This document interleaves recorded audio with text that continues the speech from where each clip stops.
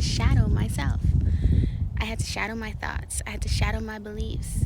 I had to make sure that every given moment I was not creating chaos through my thoughts. And the way that I did that, man, I've been on this journey for a long time.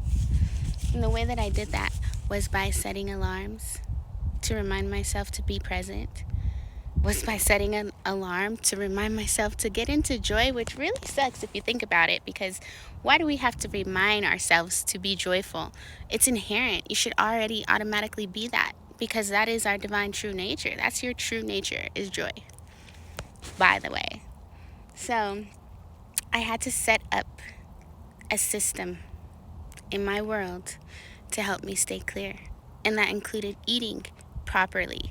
That included nature walks, hiking, getting involved with things like yoga. I became a yoga teacher because I loved yoga so much. That's a whole nother story. Yoga literally puts your body in divine oneness with all things.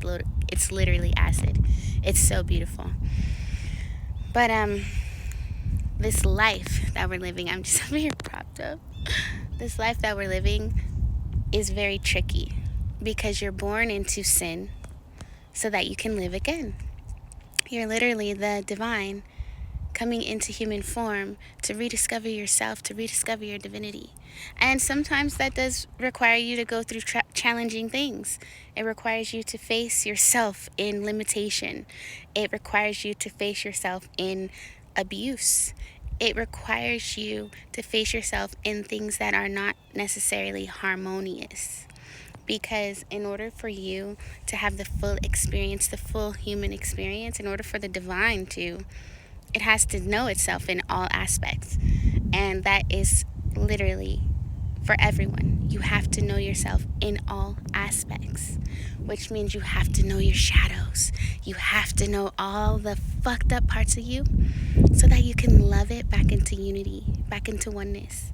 Because that is how you get to the space where you are in complete bliss and peace and harmony, and life opens up like a blue sky with sunshine. Baby, the world becomes your oyster. And the reason why is because you found the pearl within. You found the wisdom within. But the only way to do that is to get curious, to ask questions, to challenge your reality. You have to. And it's so funny because, you're taught never to question. Don't question things. Don't question God. Don't question this. Don't question that. I was a questioner ever since I was little. I grew up religious and I asked questions when I was a tiny girl. And I used to get in trouble at church for asking questions. Like, but how? But what?